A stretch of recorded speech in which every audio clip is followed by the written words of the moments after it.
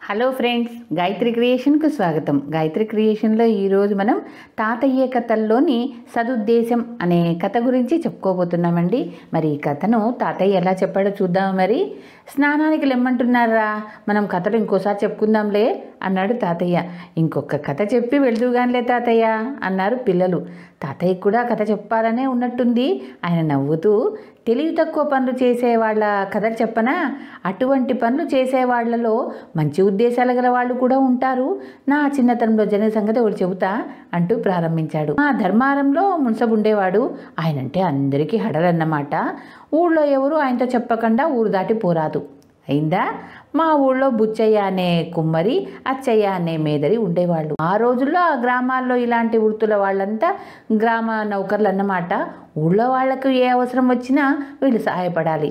వీళ్లకు ఊళ్ళో వాళ్ళు వార్షిక ఆదాయాలు ఇచ్చేవాళ్ళు. అదే వాళ్ళ సంపాదన.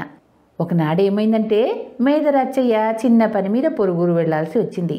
కర్మ చాలక ఆ రోజునే బండయ్య అనే పెదకాపు ఇంట్లో ముసలమ్మ కాస్త హరిమంది. ఈ బండయ్య మున్సబుకు కావలసినవాడు. అందుచేత ముసలమ్మ అంత్యక్రియలు మున్సబు దగ్గరుండి చేయించాడు. శవాన్ని శ్మశానం చేర్చడానికి పాడకట్టాలి కదా. అందుకని మేదరి అచ్చయ్య కోసం మున్సబు మనిషిని పంపితే అచ్చయ్య ఊళ్ళో లేడని తెలిసింది. మున్సబు శివతాండవం చేశాడు. పక్క గ్రామం నుంచి మరొక మేదరిని పిలిపించి ఎలాగైతే ముసలమ్మ పని పూర్తి చేశారు.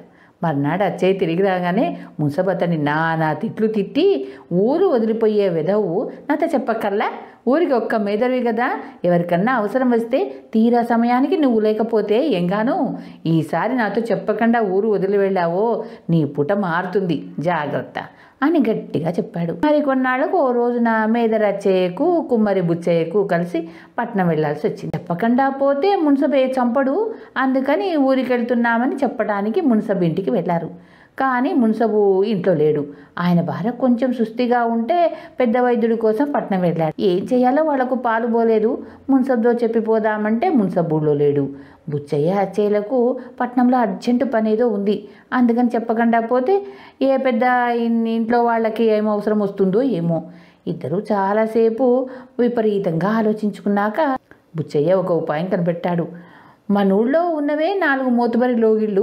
ఆ 4 లోగిళ్ళ ముందర 4 పాడెలు, 4 కొత్త కుండలు పెట్టి మనం మన దాన్ని వెళ్దాం. ఎవరికి అవసరం వచ్చినా పని గడిచిపోతుంది అన్నాడు బుచ్చయ్య. భలే ఆలోచన చేసావులే బుచ్చయ్య మామ, అలాగే చేద్దాం అన్నాడు అచ్చయ్య.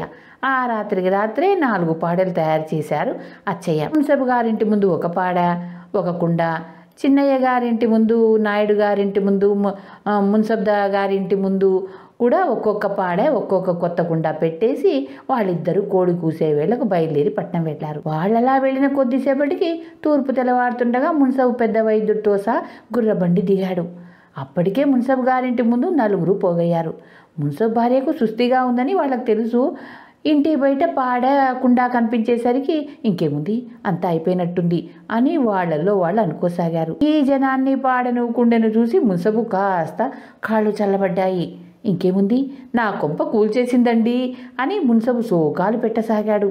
తాను అంతా మించిపోయి తర్వాత వచ్చాననుకొని వైద్యుడు ఆ బండిలోనే పట్టణానికి తిరిగి వెళ్ళే ఆలోచన చేశాడు.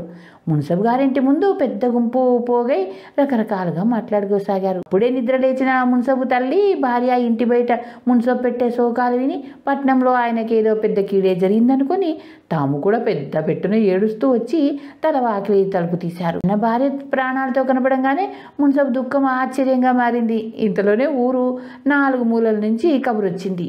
మున్సబు గారింటి ముందు పెట్టినట్టే ఎవరో గిట్టని వాళ్ళు ఇంకా 2-3 ఇండ్ల ముందు పాడెలు, కుండలు ఉంచారట. ఇది మేదరివాడి పని, కుమ్మరివాడి పని అయింటుందని వాళ్ళని పిలుచుకురండి అని మున్సబు మమ్మల్ని పంపాడు.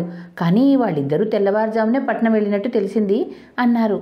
మరునాడు అచ్చయ్య బుచ్చయ్య తిరిగి వచ్చాక మున్సబు వాళ్ళని పిలిపించి, మీరేనా ఈ పాడు పని చేసింది? మీకేం పోయే కాలం అని అడిగాడు. మేము అర్జెంటుగా పట్నం వెళ్ళాల్సి వచ్చింది, తమరు ఊళ్ళో లేరు, అందుచేత చెప్పిపోవటానికి లేదాయా, మాతో ఎవరికైనా అవసరం వచ్చినా పని గడుస్తుందని కదా.